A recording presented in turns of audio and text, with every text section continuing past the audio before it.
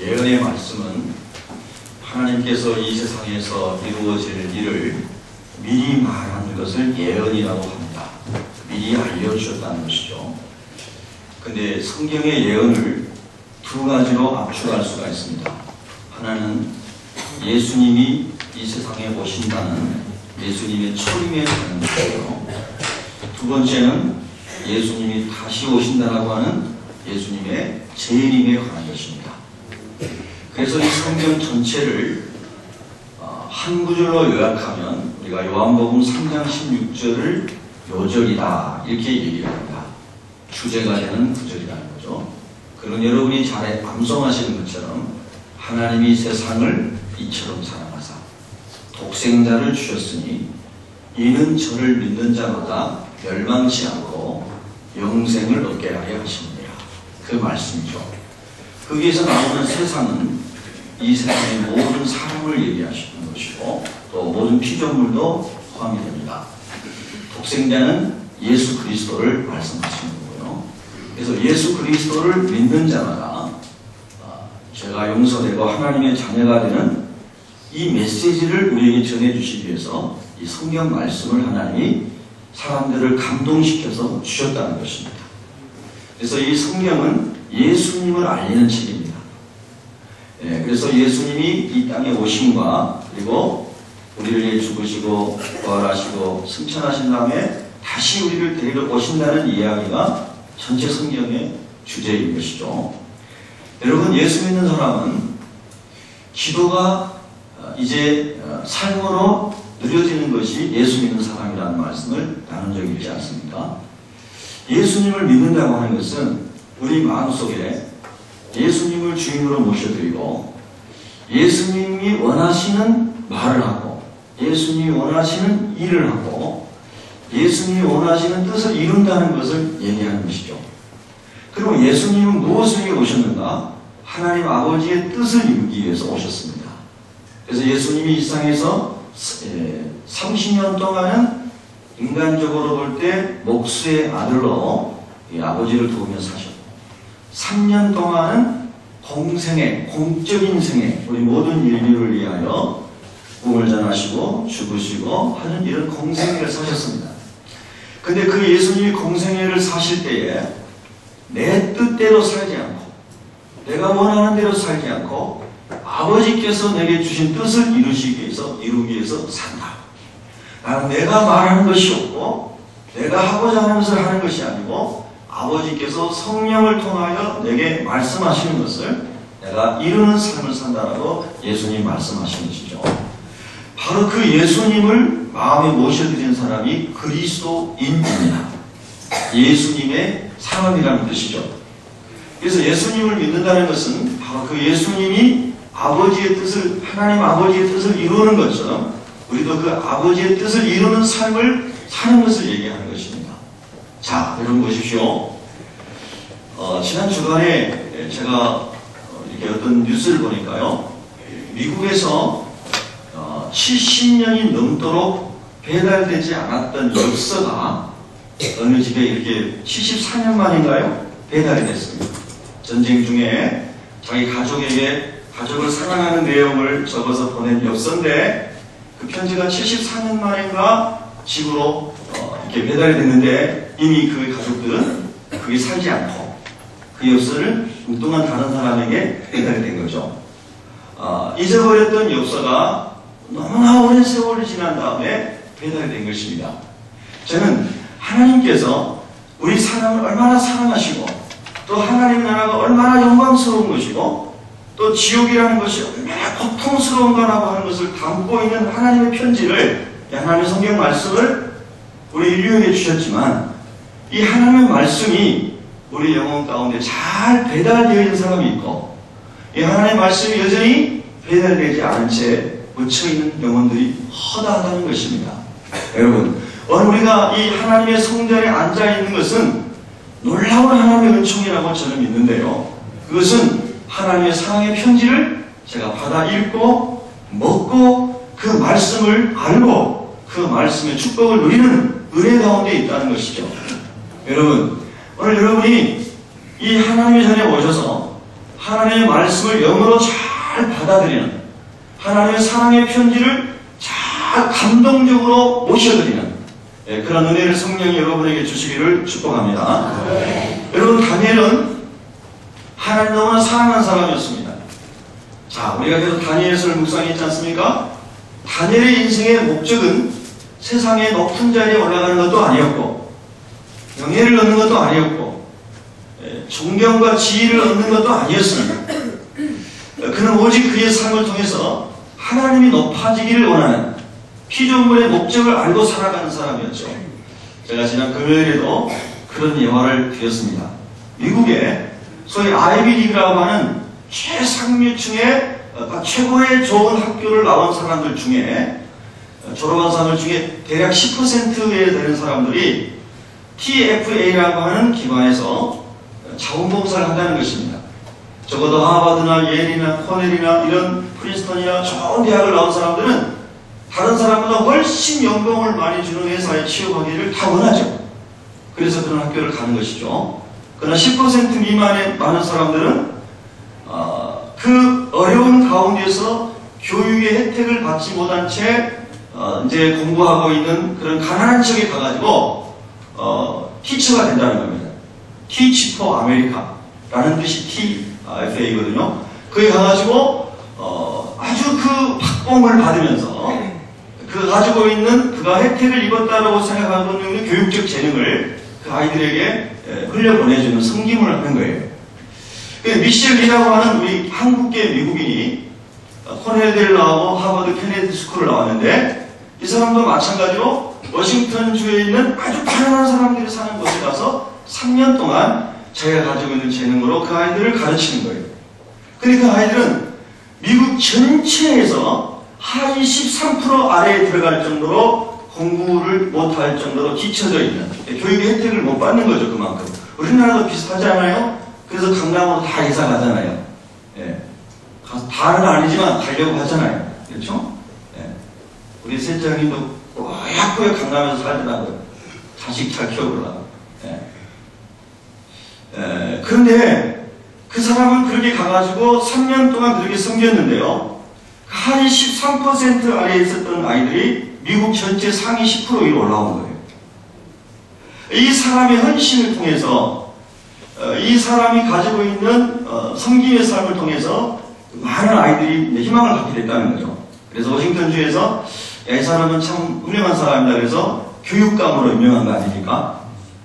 2007년도의 일입니다. 우리가 세상을 살아갈 때 사람들이 생각하는 가치관이 참 다를 수 있다는 거예요. 무엇을 위해서 사느냐, 이 생각이 많이 달라요. 똑같이 예수를 믿어도. 근데 하나님의 영이 임하고 하나님의 뜻을 이루기를 원하는 삶을 사는 사람들은 다니엘과 같이, 미셸 리와 같이 어떤 사람들이 생각하는, 흔히 말하는 야망을 이루는, 인생의 탐심을 이루는, 욕심을 이루는, 이것이 인생의 골이 아니라는 거예요. 목적이 아니고 목표가 아니라는 것입니다. 하나님 우리 안에서 원하시고 이루시고자 하는 뜻을 이루기 위해서 그 일이 어떤 길이든지 순종하며 가는 사람들이 그리스도인이라고 하는 것입니다. 여러분, 이 말씀에 동의하기 어려울지라도 하나님이 동의할 수 있는 믿음을 주시기를 축복합니다.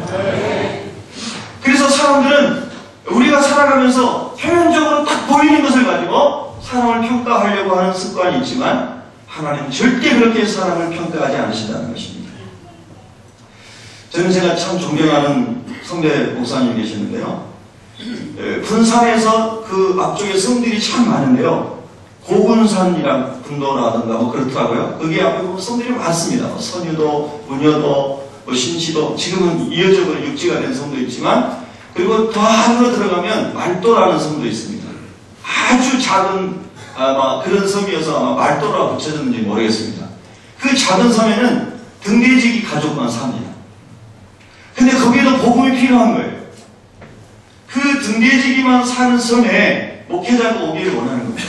그래서 우리 선배님이, 제 대학원 선배신데 그 말도에 갔었습니다. 그래서 말도에서 목회를 하신 거예요. 등대지기를 같이 두 분이서 그 가족하고 목사님 가족하고 서로 교류를 해가면서 거기서 이제 하시는 거예요. 그러면서 거기서 하나님이 부르심을 그에 허락하신 기간까지 아주 오랫동안 말도에서 계시다가 그 다음에 하나님이 이제는 너 저기 뉴질랜드에 가가지고 거기도 섬이잖아요. 좀 큰 섬이죠. 말도보다. 거기 가가지고 이제 너가 하나님 말씀 전해라. 그래서 이제 또 호롤 단신으로 아무 준비 없이 인간적으로는 하나님의 부르심에 힘입어서 뉴질랜드 땅에 가서 지금 목회를 또 거기서 잘 순종하고 잘하고 계십니다. 하나님이 말도로 가서 하나님 뜻을 이루라 그러면 말도로 가야 되는 게 그리스도인이라는 거예요. 할렐루야. 하나님이 뉴질랜드로 가라 그러면 그 하나님의 음성과 뜻에 순종하며 살아가는 사람, 내 명예와 성공과 세상 사람들이 만들어놓은 그런 세상 사람들이 만들어놓은 우상과 탐욕이 아니라 하나님이 원하시는 길을 가는 사람, 이 사람이 그리스도인이라는 거거든요. 근데 그런 어떻게 잘 깨닫고 캐치할 수가 있어요? 기도할 때에. 기도는 나를 내려놓고 내 탐심과 욕심과 정욕과 자아를 내려놓고 주님으로 나를 채워주기를 원한다라고 하는 것이 기도입니다. 그래서 기도는 나를 비우고 주님으로 채우는 것이고, 채우면 넘쳐남이 있듯이 주님이 채워주면 주님의 사랑과 주님의 마음이 흘러가게 되는 것이죠. 한번 따라해 보실까요? 비움, 채움, 나눔. 할렐루야. 우리가 기도를 하면서 하나님과 깊이 교제하게 되면 나의 탐심과 욕심은 비워지고 하나님의 마음은 채워지고 그 사랑은 흘러넘친다는 것이죠. 다니엘은 그렇게 기도하며 살았습니다. 하나님, 저는 하나님의 영광을 위해 살기를 원합니다. 제가 비록 16살에 남의 나라의 포로로 잡혀왔지만 그러나 나는 담대하게 서겠습니다. 거룩하게 서겠습니다. 신실하게 서겠습니다. 하나님을 어떠한 환경 속에서 드러내겠습니다. 이것이 다니엘의 삶의 목적이었습니다. 여러분, 우리의 삶도 그렇게 되라고 하나님이 말씀하시는 겁니다. 여러분, 그렇게 되시기를 축복합니다. 할렐루야. 그렇게 다니엘이 기도할 때에 하나님이 예레미야 선지자의 말씀을 생각나게 해준다고 했죠. 그래서 예레미야 선지자의 말씀을 읽다가 하나님이 70년이 차면 우리 이스라엘 사람들을 다시 고향 땅으로 돌아가게 하겠다고 선지자를 통하여 말씀하셨구나. 이 말씀을 깨달았을 때가 이스라엘의 회복이 있기 전 3년 전의 일이었습니다. 근데 다니엘의 나이는 대략 70세가 되었죠. 16살에 잡혀와서 70세가 될 때까지 다니엘은 줄기차게 하루에 3번씩 기도하며 하나님과의 관계를 깊이 누렸던 것이죠. 그래서 하나님의 뜻을 알았던 것입니다. 그래서 다니엘이 결심하고 20하루 동안을 하나님께 기도합니다. 하나님이 약속하신 선지자에게 주신 이 언약의 말씀이 성취될 수 있도록 하나님 역사하여 주시옵소서. 그렇게 기도합니다. 그런데 그 기도를 드리는데 하나님이 엄청난 비전을 또 보여주시는 겁니다. 다니엘아, 내가 예레미야에게 약속한 대로 이스라엘은 70년이 차면 돌아오게 될 것이다. 그런데 내가 또 다른 이스라엘을 향한 나의 계획을 너에게 보여주겠다. 그것이 오늘 우리가 읽었던 70일에 대한 하나님의 계획입니다. 70일이라고 하는 것은 70년이 7번이라고 쉽게 여러분이 이해하시면 됩니다. 그러면 몇 년이죠? 17년 49, 490년. 앞으로 71년 동안에 하나님께서 어떻게 이스라엘 민족 가운데, 한번 따라 하십시다. 이스라엘 민족 가운데. 자, 우리는 아니에요. 우리는 이방인이에요. 이스라엘 입장에서 볼 때 우리는 이방인이에요. 자, 이스라엘 민족 가운데에 앞으로 71회가 어떻게 펼쳐질 것인가에 대한 미래적 그림을, 하나님의 계획을 다니엘을 통하여 알려주신 겁니다. 여러분은 역사가 어떻게 펼쳐질 것을 성경을 통해서 아시죠? 여러분, 우리나라가 지금 이제 대통령 선거도 뭐 한 달 정도도 안 남고 있고, 이렇게 세계적으로도 많은 나라들이 지도자를 또 뽑기도 하고, 또 이런 일이 4년 지나면 또 5년 지나면 또 생기고 나라마다 이렇게 있지 않습니까? 근데 우리는 부분적으로 땅에서 어느 나라나 우리나라에 일어나는 이런 그런 문제들 속에 침몰되는 사람이 아니라 하나님의 긴 계획 속에 역사를 볼 수 있는 안목이 있어야 된다는 거예요. 아멘. 참 중요하거든요. 그래서 하나님의 뜻을 이룰 수 있는 지도자들이 계속해서 일어나도록 기도해야 되는 것입니다. 우리나라뿐만 아니라 다른 나라에서도. 자, 70일에는 시작이 어떻게 되냐면 오늘 본문에 보면 25절에 나와 있습니다.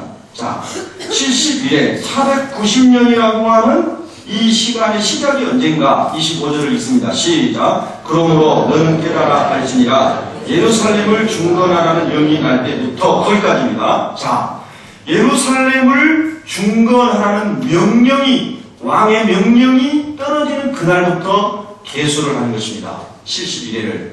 그러면 예루살렘이 다 성도 파괴되고 도시도 파괴되고 이스라엘 사람들이 포로로 잡혀가서 70년이 채워져 가고 있지 않습니까? 3년 전에 이제 70년, 67년 정도 됐을 때에 하나님 다니엘에게 주신 말씀이잖아요.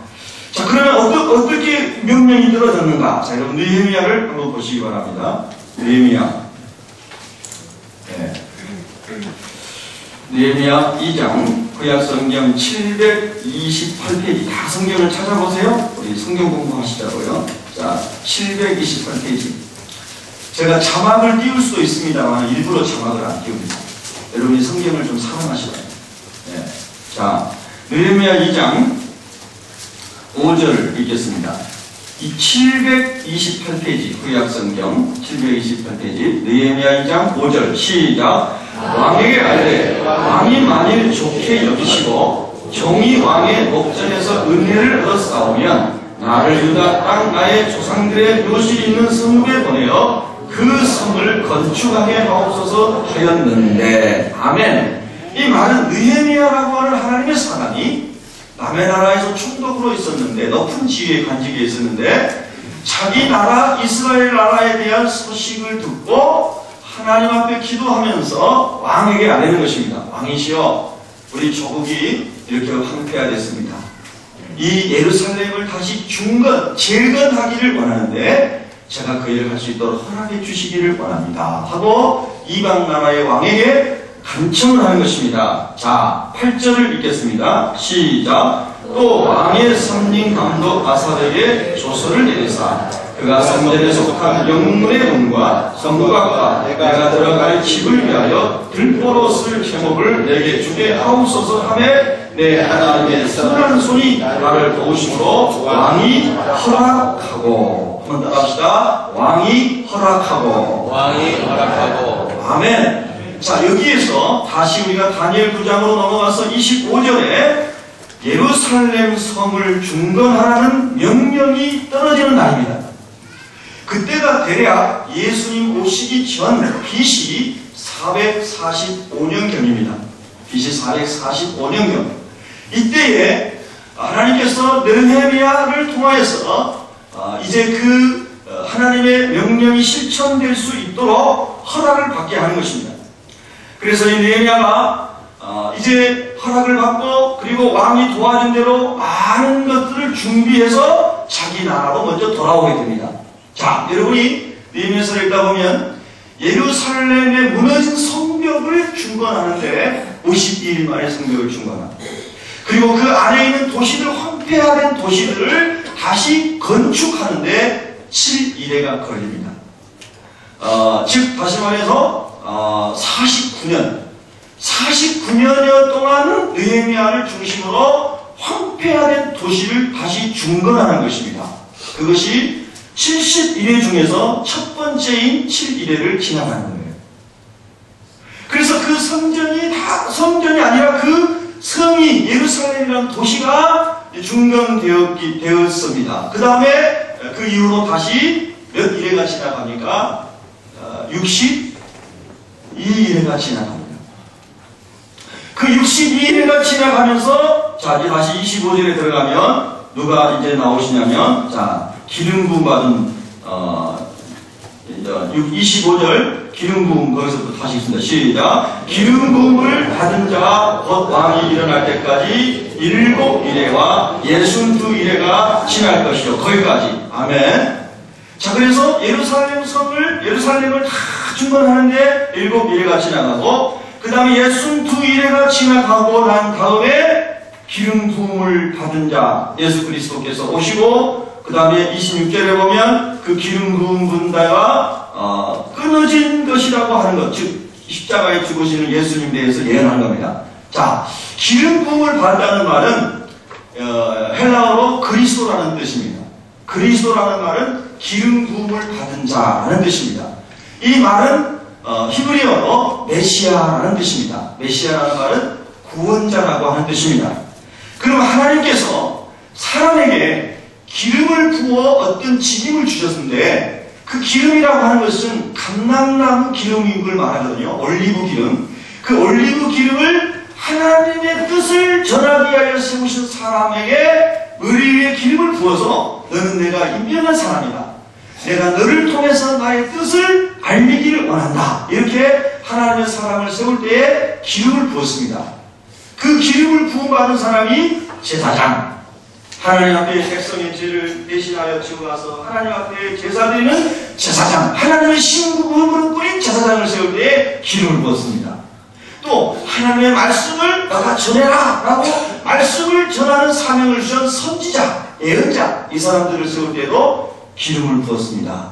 또 왕정이 시작되면서 하나님의 법을 가지고 하나님의 백성을 잘 섬기라고 기름을 부은 사람이 왕입니다. 그래서 왕과 제사장과 선지자를 세울 때는 하나님의 신분꾼이라 하나님이 너를 임명했다. 너는 하나님의 뜻만을 이루고 말하고 하나님을 위해서만 너는 존재한다고 하면서 하나님이 기름 부어 세우신 것입니다.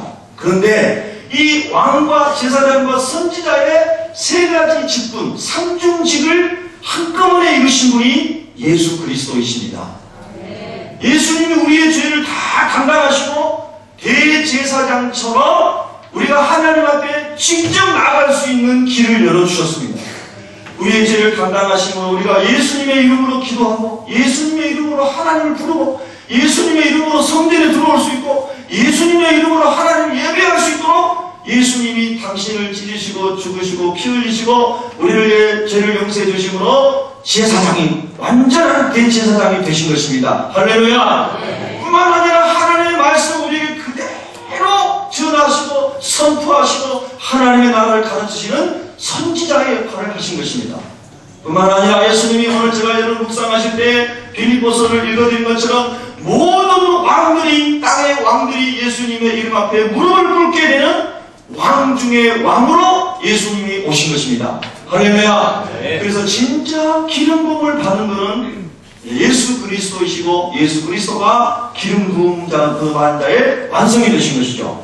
자, 그래서 오늘 여기 이제 다니엘 9장에 그 기름 부음 받은 자가 일어나고 그리고 그 기름 부은 자가 끊어질 것이다. 여기까지가 69일에입니다. 따라합시다. 69일에. 그 71회 중에서 이제 하나가 남은 거예요. 7년이 남은 겁니다. 자, 이제 저를 잘 보세요. 여러분, 이 본문이 좀 어렵잖아요. 제가 최대한 여러분을 쉽게 설명을 드리려고 하는 거예요. 자, 왼손을 이렇게 들어보세요. 이렇게 들어보시면 시각적인 교육이 됩니다. 자, 오른손도 이렇게 들어보세요. 이렇게 저처럼 이렇게 해보세요. 자, 이쪽에서부터 왼손까지 오는 게 69일이에요. 한번 따라합시다. 69일에. 그 다음에 이 가운데가 간격이 비어있고, 오른쪽에서 이렇게 가는 게 7일이에요. 자, 7일에. 아, 한 일에. 저도 헷갈린다니까요. 하여튼 어려워요. 네. 그래서 7년을 말하는 거예요. 그러면 이 69일에와 이 한 일에 합쳐서 70일이잖아요. 이 69일에와 이 한 일에는 아까 처음에 어떤 백성을 해주신 거라고요? 이스라엘 백성을 위해 하나님 주신 예언의 말씀이에요. 그런데 이 가운데 가 있죠. 표 있죠. 여기가 표 있죠. 이거를 신학자들은 과로의 기간이라고 해요. 과로 치는 거 있잖아요. 과로의 기간이다. 그럼 이 기간은 뭔가? 자, 이제 손 내리셔도 됩니다. 이 기간은 뭐냐면 아까 예수님이 69일에 이후에 죽으시고 오셔서 죽으시잖아요. 그래서 예수님이 오셔서 우리를 위해 죽으시고 3일 만에 부활하셔서 구주가 되셨죠. 그리고 예수님이 승천하신 이후에 오순절에 성령이 오셨죠. 성령께서 주님이 말씀하신 교회를 세우셨죠. 그래서 교회 시대가 시작이 된 거예요. 그래서 성령이 역사하시는 성령의 시대가 시작된 거예요. 이 사이가 성령의 시대가. 할렐루야. 그리고 이거를 다른 말로 해서 신약의 시대라고 얘기해요. 신약의 시대는 새로운 언약의 시대라는 거예요. 새로운 언약이라고 하는 것은 이 69일에 전에는 제사를 통하여 죄를 용서받고 하나님께 나가고 하나님을 만나는 옛 언약의 시대였는데 이제는 예수님의 보혈을 힘입어서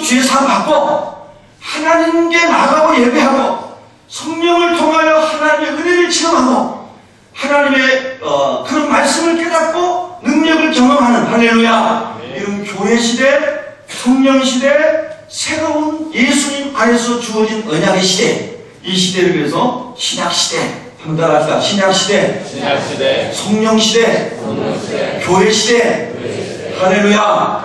이게 이제 과로의 기간인 거예요. 그래서 자, 여러분 로마서 10장으로 한번 가보겠습니다. 신약 성경 로마서 10장.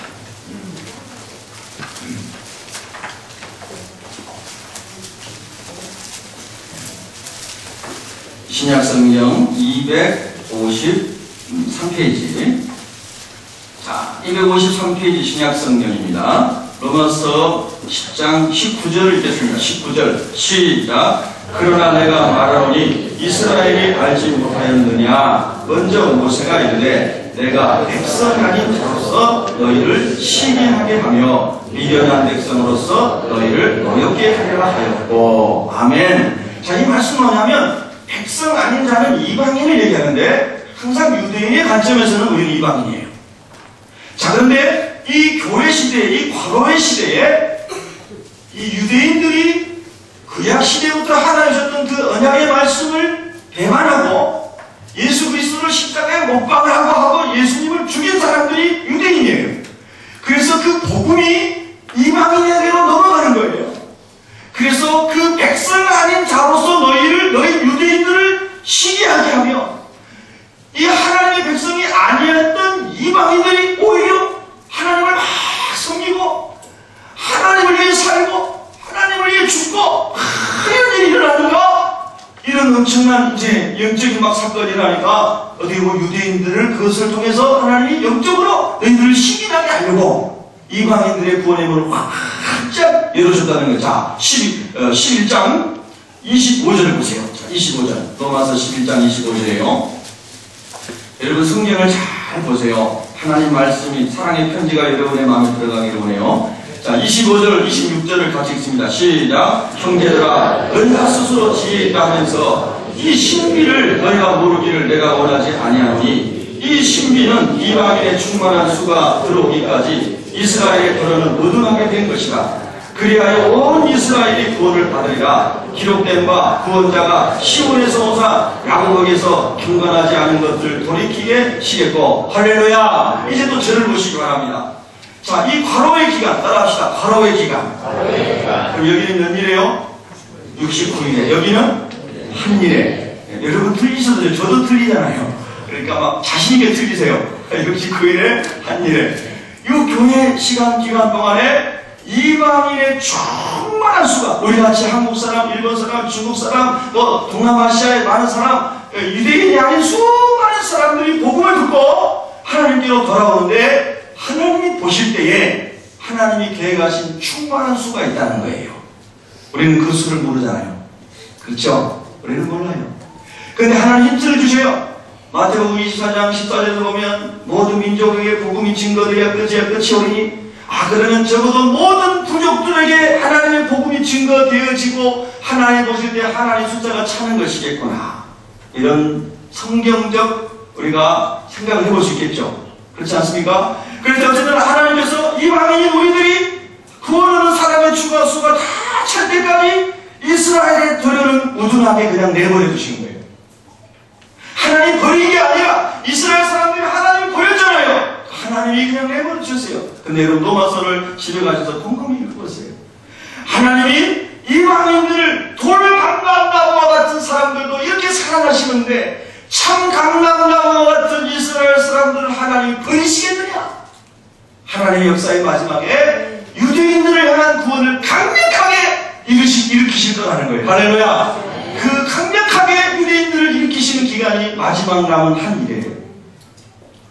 마지막 남은 한 일에 유대인을 향한 하나님의 계시의 말씀이라는 거예요.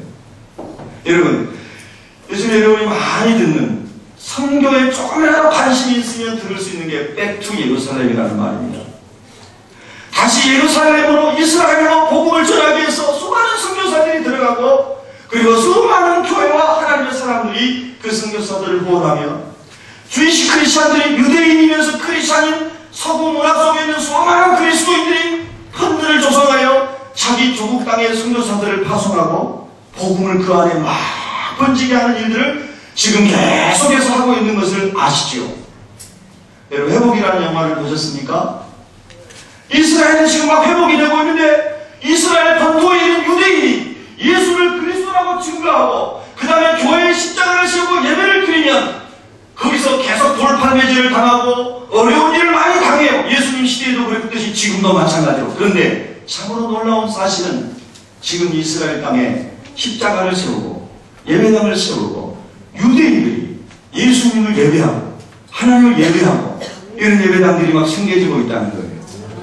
그런데 참 놀라운 일은요, 이 로마서 11장이 지금 성취가 되고 있는데 여러분, 그 영화를 보면은 그는 다큐멘터리 영화잖아요. 근데 유대인 그리스도인들이 예배를 드리기 위해서 교회에 오면, 오늘 우리처럼 교회에 오면 교회 앞마당에서 유대교인들이 거기서 막 못 들어가게 해요. 교회 못 들어가게. 돌파매질도 하고, 막 밀치기도 하고, 막 욕하고 저주하기도 하고, 그런 많은 어려움 속에서도 주님을 만난 그리스도인들이, 유대인 그리스도인들이 예배당에 들어오는 거예요. 그런데 유대인이 자기 형제들 아니에요? 다 동네 형제들이고, 그 유대인이 예수 믿는 사람을 죽이기 위해서 폭탄 테러를 해요. 그래서 예배당 안에서 폭탄이 터져서 유대인 크리스찬이 막 죽어요. 그 다음에 몸이 막 다 찢겨지고 상하고. 근데 그 영화에 보면 그 어린 아이가 폭탄이 터져가지고 목사님의 자녀가 완전히 몸이 만신창이가 됐습니다. 그런데 그 범인은 잡을 수도 없거니와 어떻게 할 수가 없어요. 근데 이 아이가요, 몇 번의 수술을 거쳐가지고 겨우 사람의 모양으로 이렇게 만들어졌는데 전혀 자기 그를 테러한 사람들을 미워하지 않아요.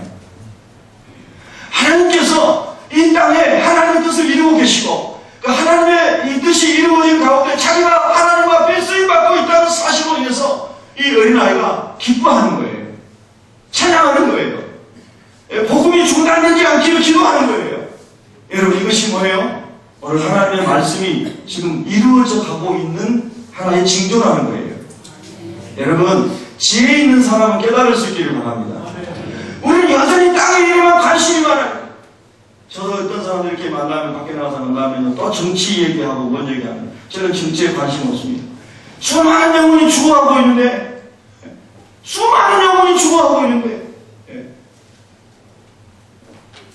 헛된 일로 시간을 다 낭비하고, 정말로 중요한 일은 하나님을 아는 것이고 주님을 영접하는 것인데 그런 문제에 대해서는 별로 얘기하지 않습니다. 여러분, 이게 마귀에게 쏟고 있는 겁니다. 이게 마귀에게 쏟고 있는 거예요.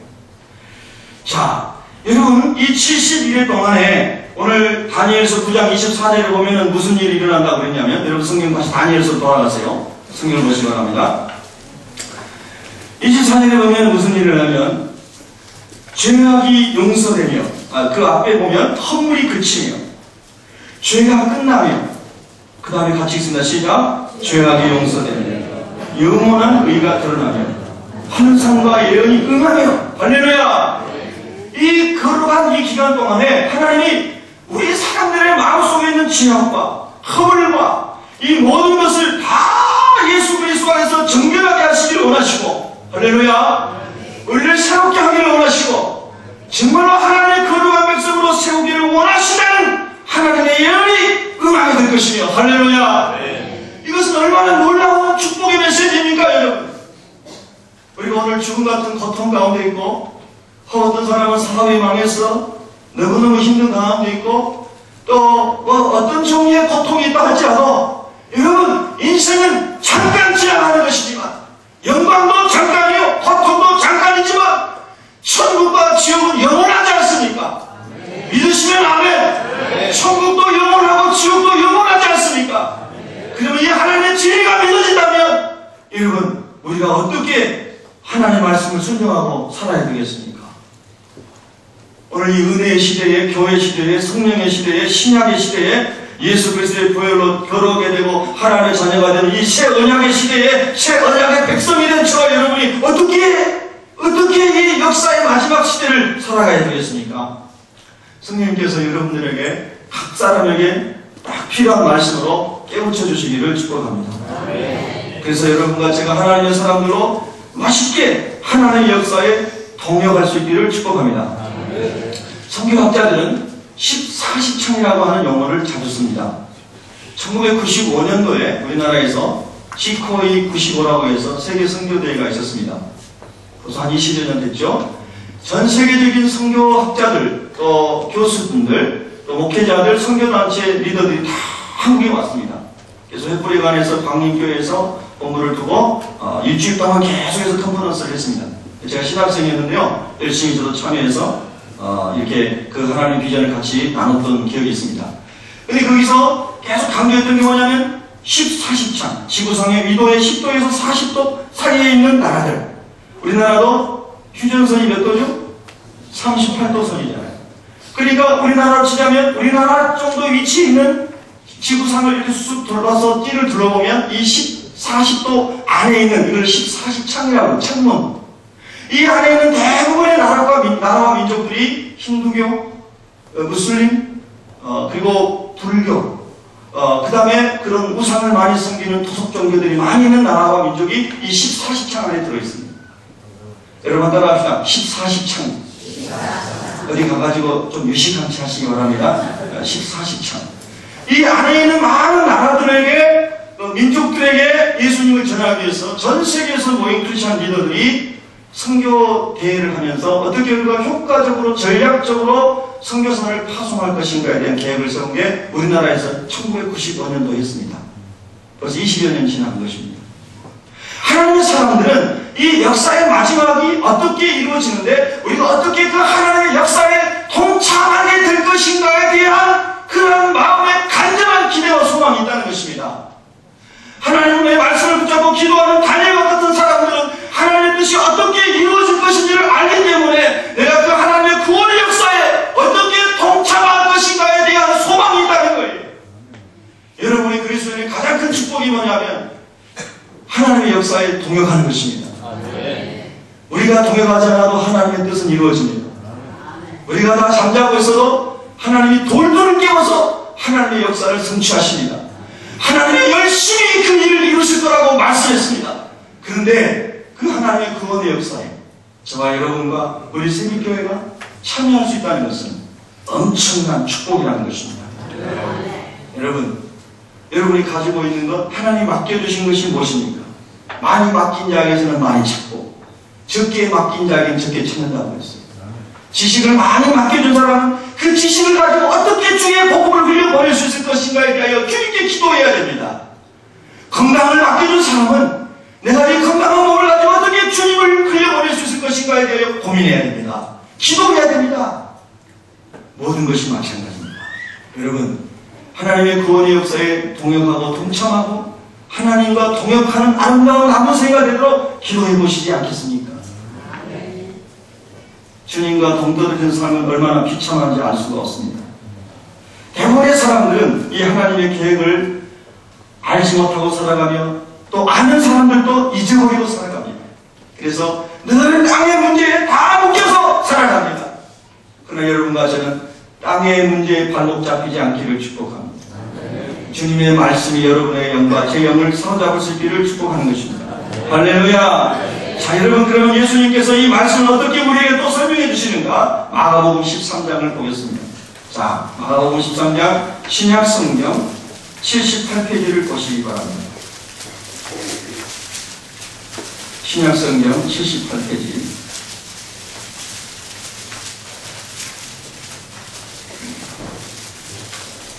자, 78페이지 앞에 77페이지부터 보겠습니다.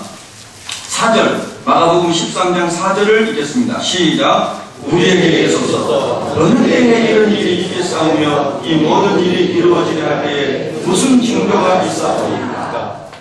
자, 한번 따라합시다. 징조를 보십시오. 네, 한번 따라하세요. 징조를 보십시오. 그러니까 하나님이 우리에게 날과 때를 정해주시진 않았지만 예수님이 오실 것에 대해 다시 오실 것에 대해서 마태복음 24장 36절에 보면 그 날과 그 때는 아무도 모르나니 아들도 모르고 하늘에 있는 천사들도 모르고 하나님 아버지만 아시느니라. 할렐루야. 그러니까 누가 그 날을 안다고 말하는 사람은 그 사람 무조건 이단이에요. 잘못된 거예요. 예수님이 재림했다고 누가 말하면 그 사람은 바로 이단이에요.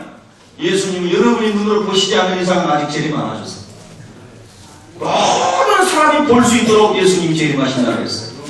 할렐루야. 예. 자, 그런데 징조를 보여주세요. 예를 들면 이런 겁니다. 3년 6개월 동안 비가 오지 않았던 이스라엘, 하나님께 엘리야 선지자가 갈매산에 가지고 기도를 합니다. 하나님, 비를 주세요. 비를 주세요. 이스라엘 왕과 백성의 죄악으로 말미암아 하나님 비를 그쳐 비가 안 내리니까 모든 농사가 되지 않습니다. 예. 가축이 막 말라 죽습니다. 엘리야 기도합니다. 저 지중해 연안의 하늘에서 손바닥만한 구름이 떠오릅니다. 종이 가가지고 선지자여, 손바닥만한 구름이 떠오릅니다. 그래! 엘리야가 그걸 보고 하나님의 사인으로 알고 다 집중하여 기도하는데요. 그 손바닥만한 구름이 엄청난 비구름 먹구름이 돼가지고 비를 막 쏟아붓습니다. 할렐루야. 하나님은 우리에게 찾아오실 때에 그런 사인들을 주신다. 예수님이 재림하시기 전에도 하나님이 사인을 주시겠다는 거예요. 그 사인이 뭐예요? 여러분, 마태복음 24장이나 마가복음 13장이나 이런 말씀 속에 다 주신 거예요. 잘 보십시다. 5절에 보면 미혹하는 사람이 일어납니다. 따라하겠습니다. 미혹하는 사람이 일어납니다.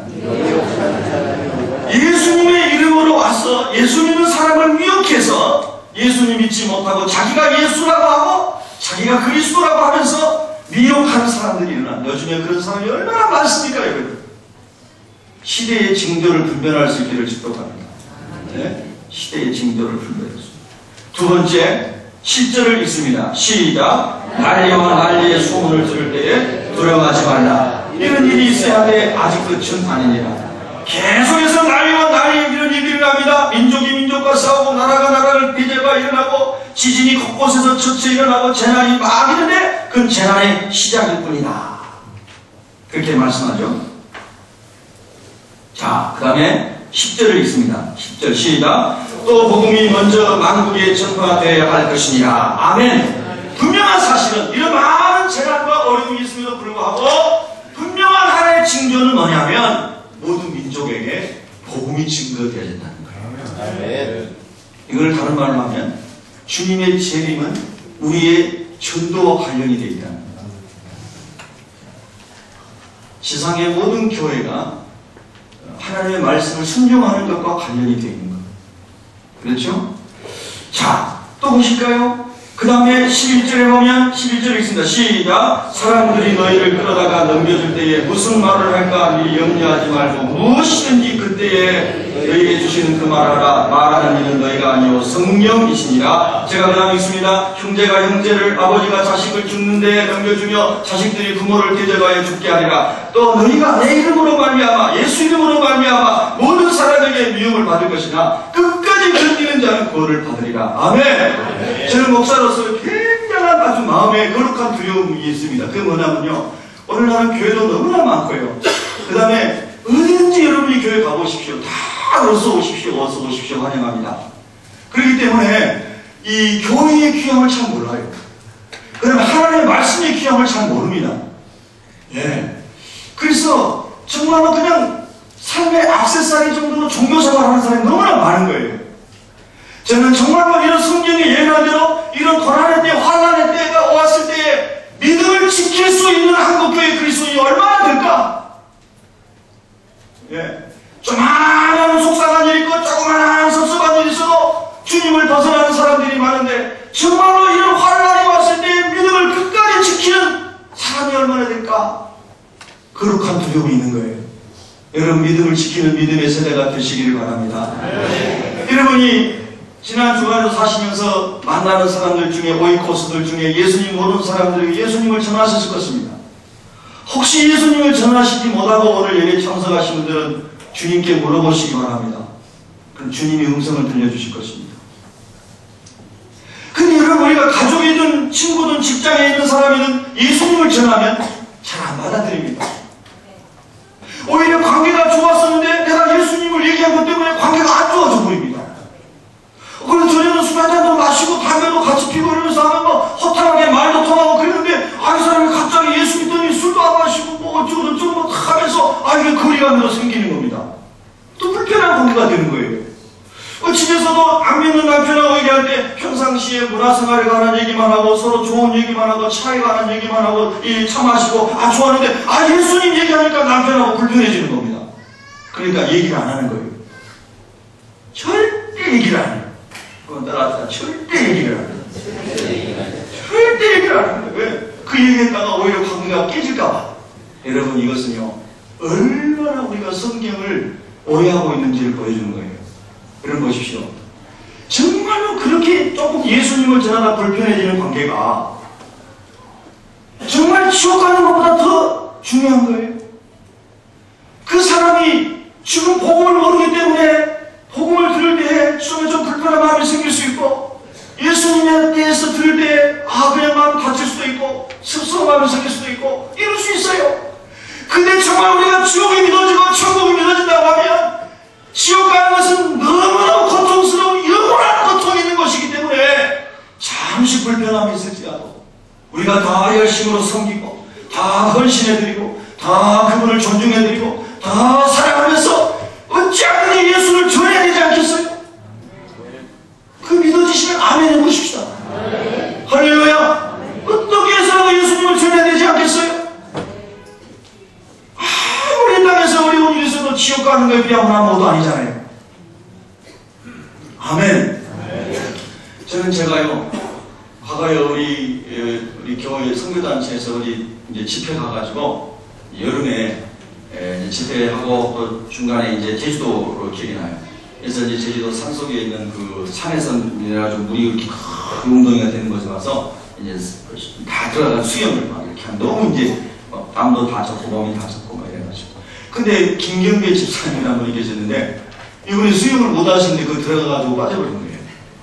근데 막 들어갔다가 이렇게 막 하는데 사람들이 다 장난한다고 막 웃고 있는 거예요. 근데 제가 보니까 수영을 못해서 꼬르륵 들어가는 모양새예요. 그래서 제가 그냥 장갑만 벗어던지고 다이빙 해가지고 들어가가지고 김경배 집사님을 끌고 나오려고 그러는데 가만히 있으면 좋은데 막 또 저를 붙잡으려고 해서 저도 죽을 뻔했어요. 그래가지고 저보다 덩치도 더 키는 저보다 좀 작지만 체격은 저보다 더 좋으셨고 연세도 나이도 저보다 더 많으신 분이고 그래서 끌고 나오려고 그러는데 목덜미 뒤쪽을 잡고 나오려고 그러는데 또 막 저를 자꾸 끌고 들어가려고 그러니까 잘못하면 제가 죽겠더라고요. 그래가지고 이제 제가 사인하니까 우리 청년 단원 중에 저보다 키가 이따만 큰 친구가 있었는데 그 친구도 우리 바닷가 출신이에요. 그 친구가 다이빙에 들어가가지고 둘이 그 사람 끌고 나왔어요. 만약에 그 물에 빠진, 그래서 그 집사님 저한테 너무 귀하게 고맙게 생각해가지고요 대전에 사시는데요 우리 일산까지 찾아오고 막 그랬어요. 고맙다고 자기 살려줬다고. 이런 제가 그 생각을 하면서요 그 사람을 살려내는 게 거기서는 제일 중요하잖아요. 그렇죠? 그 사람을 살려내는 게 제일 중요하잖아요. 그보다 더 중요한 문제는 없잖아요 지금. 맞습니까? 그래 영혼을 구원하고 하나님의 말씀을 전한다는 것은 더 엄청난 진리 아니에요? 맞습니까? 내가 재산이 다 없어진다 해도 내가 심지어 질병 가운데 고통 가운데 있다 해도 내가 심지어 내 지위를 잃어버린다 해도 내 이름을 잃어버린다 해도 내가 능멸을 받는다 해도 모멸을 당한다 해도 그 영혼을 구원하는 것보다 중요한 것은 아니잖아요. 맞습니까? 맞으면 아멘. 할렐루야. 그게 믿어지는 게요 천국이 믿어지는 것이고 예수님이 그리스도이신 믿어지는 거예요. 그게 진리잖아요. 근데 배달되지 않은 편지처럼 잃어버려진 편지처럼 하나님의 진리의 말씀이 우리 영혼에서 너무나 멀어져 간 거예요. 그래서 우리의 신앙생활이 너무 종교적이 되고 너무 인본주의가 되고 너무 기복적인 신앙이 되는 거예요. 정말 그리스도 예수의 복음만이 우리 영혼을 치고 우리가 그 복음에 사로잡혀서 이 마지막 남은 세대 가운데 구원의 역사를 위해서 내가 어떻게 하나님의 동역자가 될 것인가 이런 마음만 가지고 있다고 하면 우리의 인생은 날마다 행복하다는 거예요. 날마다. 왜냐하면 가장 위대한 승리를 우리는 이미 경험한 사람들이고 이미 가지고 있는 사람들이니까. 할렐루야. 십자가의 복음이거든요. 하나님 다니엘에게 엄청난 비전을 보여주신 거예요. 우리는 역사의 마지막 시대를 살아가고 있는 것입니다. 마지막 한 일의 앞에 바로 그 앞부분을 살아가고 있는 것입니다. 여러분 주님 여러분의 마음에 정말 지혜의 영을 주시기를 원합니다. 그래서 주님께 마음이 모아지고 잃어버린 영혼들에게 마음이 모아지기를 바랍니다. 저는 지난 주간에 그 성미진 모임에 가가지고 성결교회 미래를 준비하는 젊은 목사님들 모임이라고 저 하도 성결이 오시라고 해가지고 오라고 해가지고 갔습니다. 7분의 강사분이 오셔가지고 70분씩 강의하고 그 다음에 한 20, 30분씩 라운드 토크하고 계속 이렇게 잠자는 시간 빼고 계속 하는 거예요. 주제 강의하고 토크하고 주제 강의 토크 기도하고. 그런데 참 많이 도전을 받았습니다. 아 정말 나는 너무 부족한 사람이구나. 주님을 사랑하고 교회를 사랑하고 영혼을 사랑하는 분들이 이렇게 많구나. 아 정말 막 거룩한 쇼킹 충격을 받고 막 입이 닫아지고 말이 안 나요. 할 말이 정말로 헌신된 하나님 사람 엘리야 시대에 7,000명 하나님 숨겨둔 것처럼 와 그런 사람들이 있는 거예요. 미처 몰랐는데 어떤 목사님 같은 경우는 야 정말 하나님 앞에 그 매달리는 모습이 저는 그 강의를 들으면서 막 울었어요. 하나님 왜 나에게 저런 마음이 없습니까? 저도 나름대로 하나님 사랑한다고 생각하고 있었는데 그분들 앞에 서니까 너무 작아지는 거예요. 아, 하나님 어떻게 저렇게 하나님을 사랑할 수가 있습니까? 주님을 위해서 생명을 걸고 삽니다. 하나님께서 저에게 그런 은혜로운 자리에 참여하게 해주시면 너무나 감사했고요. 우리 성도님들이 정말 오늘 하나님 말씀 마음에 잘 받아서 정말 영혼을 사랑하고 여러분이 만나는 오이코스들에게 정말 예수가 그리스도이심을 반드시 전하시고 마지막 때를 준비하며 살아가기를 주의 이름으로 축복합니다. 기도하겠습니다.